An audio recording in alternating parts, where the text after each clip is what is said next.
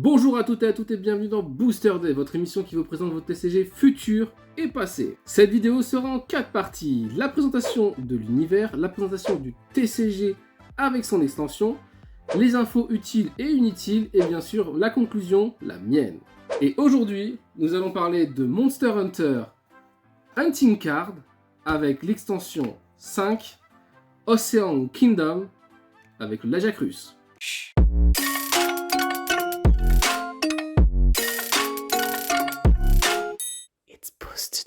Monster Hunter est une série éditée par Capcom en jeu vidéo. Il s'agit d'un jeu vidéo où vous allez incarner un chasseur amnésique qui se retrouve dans un village après avoir été attaqué par un monstre que l'on affrontera plus tard dans le jeu. Et pour vous rendre utile dans ce village, vous allez donc essayer de faire quelque chose de vraiment très utile, c'est de chasser les gros monstres qui se trouvent autour du village. Ces gros monstres, je vous en mets quelques-unes ici, qu'on appelle des wyverns dans le jeu, sont des monstres assez redoutables. Et pour chasser ces monstres, il y a une règle très importante. On commence petit, avec des monstres très petits, très faibles. Vous aurez une armure en fer, le plus souvent un peu rouillée, avec une arme en fer de votre choix. Il y a quand même quasiment plus de 12 armes différentes. Ça évolue avec le temps, plus ou moins. Vous prenez votre arme, vous allez affronter le monstre, vous le tuez, vous le dépecez ou le capturez pour le dépecer un peu mieux au village. Et avec ce que vous allez avoir sur le monstre, écailles, crocs, vous allez vous créer des armures, des armes. Et après, avec ça, vous allez pouvoir affronter des monstres beaucoup plus forts. C'est comme ça que l'on va grimper les échelons jusqu'à affronter le monstre le plus fort du jeu.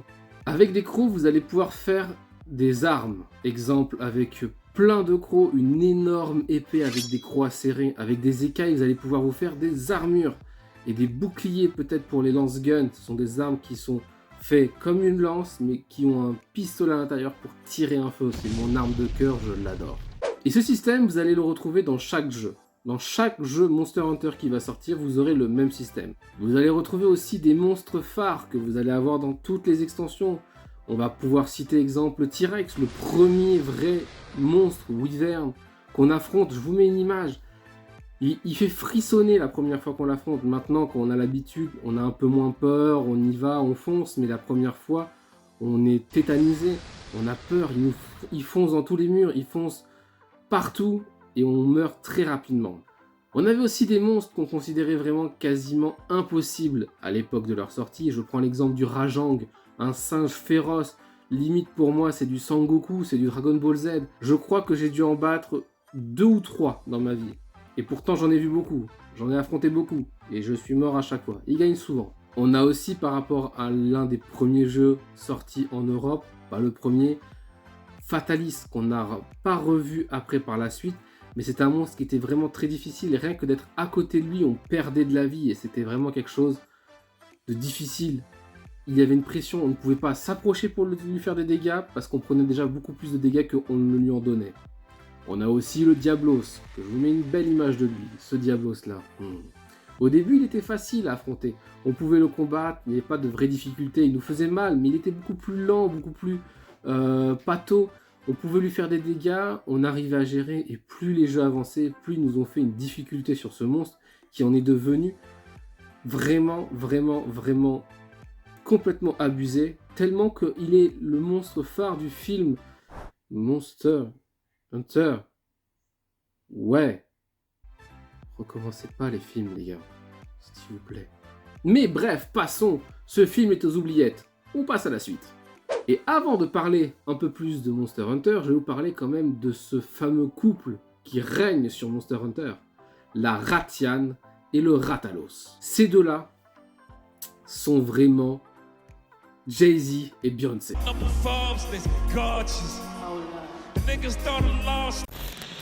Ils sont les maîtres des cieux. Les entendre vous fait vraiment vous sentir tout petit.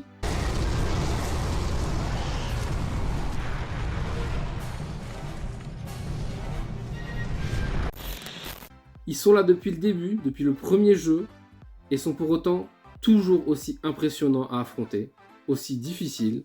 Certes, ce ne sont plus les plus grands maintenant, on a toujours sorti plus gros, mais ils sont quand même pas mal. Et je dois dire que même moi, j'ai un vrai faible pour la Ratian, où je l'ai affronté des centaines et des centaines de fois réellement. pour pouvoir avoir juste un objet sur elle qui est très dur à avoir, qui s'appelle une gemme. J'en ai jamais eu. C'est toujours mes copains à moi qui l'ont eu et on ne peut pas échanger dans Monster Hunter, donc ce qui fait que eux ils se retrouvent avec des gemmes qu'ils n'utilisaient pas et moi j'en avais besoin. Petit souvenir amer. L'univers Monster Hunter est né le 11 mars 2004 au Japon avec le jeu Monster Hunter sorti sur PS2. Il sortira le 27 mai 2005 en France, je l'ai eu, je me suis arrêté à la quête de l'œuf, donc vraiment au début, mais au moins je l'ai eu. Et d'ailleurs, il ne sera pas très bien accueilli en Europe. Je me souviens pour anecdote que le site jeuxvideo.fr avait fait une vidéo gameplay du gaming live où il l'avait complètement descendu. Moi je suis content, c'est que jeuxvideo.com, une des personnes à l'époque vraiment défendait ce jeu, c'était Darn. Gros big up si tu passes par là, merci à toi. Des gens comme moi et des amis à moi, on était vraiment très contents de savoir qu'il y avait quelqu'un qui soutenait la saga, parce que franchement, elle en avait vraiment besoin, quand on voit le succès qu'elle est maintenant. Mais le mal est déjà fait, Monster Hunter ne sera pas visible en Europe à chaque fois. Beaucoup de jeux seront passés à l'as, parce que le mal qu'ont fait toutes les critiques ont donné raison à Capcom de ne pas sortir de jeux vidéo en Europe Monster Hunter. Ils en feront des essais à des moments, qui marcheront, ne marcheront pas. L'extension du jeu principal, Monster Hunter G, ne sortira pas en France. Elle ne sera qu'au Japon. Il nous manquera donc une partie. On aura droit à des jeux plus tard sur PSP comme Monster Hunter Freedom, Freedom 2 et le très célèbre Monster Hunter Freedom Unit, qui incarnera pour moi, un vieux comme beaucoup, le meilleur jeu Monster Hunter qui existe. Par la suite, plusieurs autres jeux sont sortis sur Wii, avec Monster Hunter 3, sur 3DS, et sur console avec Monster Hunter World. Et c'est celui-là qui fera faire que Monster Hunter deviendra une saga renommée internationale. Personnellement, je n'ai pas apprécié ce jeu, j'ai préféré la version Switch avec Rise, on ne reviendra pas dessus. Monster Hunter World est un très bon jeu, mais a vraiment modifié beaucoup de choses du jeu de base, avec un effet open world, semi-open world, on est sur une map où on peut se déplacer tout le temps, alors que sur les anciens, c'était des petits hubs. J'aimais bien. Mon côté froussard, quand j'affrontais un Diablos, ça me sauvait la mise à des moments. Un effet graphique complètement différent, une histoire, grosse histoire, car dans les premiers, l'histoire était très faible, était limite une excuse. On a pu gagner aussi le droit d'être un petit Spider-Man en se balançant. Je trouve ça au début pas très bien, et par la suite vraiment agréable en fait, ça nous permet de nous déplacer beaucoup plus rapidement. Et l'extension Iceborne a vraiment beaucoup apporté à ce jeu, et je dois dire qu'elle m'a même pas mal réconforté et m'a permis de le faire en entier. Par la suite, deux autres types de jeux sont sortis qui ne sont pour moi que des hors-série. Il y a les types de jeux où on ne chasse pas réellement le monstre, comme Monster Hunter Story, où on va capturer, monter, et on va suivre une histoire narrative. On a les jeux comme Monster Hunter Poké Poké, qui sont en fait un type de jeu différent en 2D, où on va affronter les monstres mais en étant des chachas, donc les félines. Et le deuxième, le MMORPG Monster Hunter Frontier Online, qui est sorti en 2007, avec quasiment plus de 10 extensions. Et après ces 10 extensions, il y a eu des extensions majeures, un peu comme si on avait sorti le jeu en remasterisé, plusieurs fois même. On a eu donc, après ces 10 extensions, Monster Hunter Frontier Forward, qui va implanter dans ce jeu beaucoup de monstres vraiment grands, vraiment puissants, et une difficulté vraiment beaucoup plus accrue. Elle aura le droit à 4 extensions, et puis par la suite, nous aurons d'autres extensions majeures qui auront elles aussi des extensions mineures, comme Monster Hunter Frontier G, Monster Hunter Frontier Z, et Monster Hunter Frontier Z Zenith. C'est long. Le jeu, hélas, fermera ses portes le 18 décembre 2019.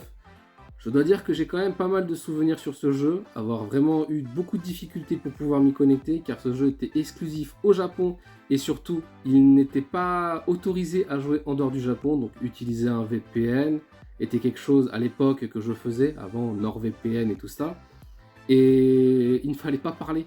Si vous parliez français ou parliez anglais, ou en fait utilisez d'autres termes que le japonais ou chinois, je ne me souviens plus, vous étiez banni à vie. Et donc vous perdiez votre compte. Mais assez parlé de l'univers. Maintenant, intéressons-nous plus au TCG.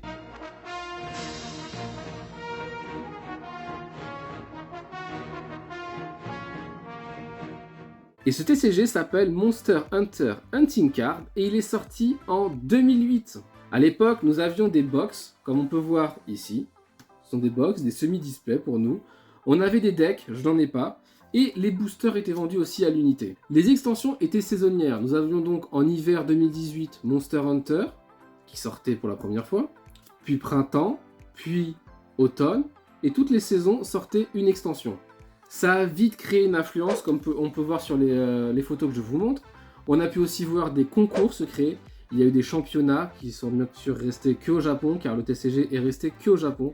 C'était une vraie envie de Capcom.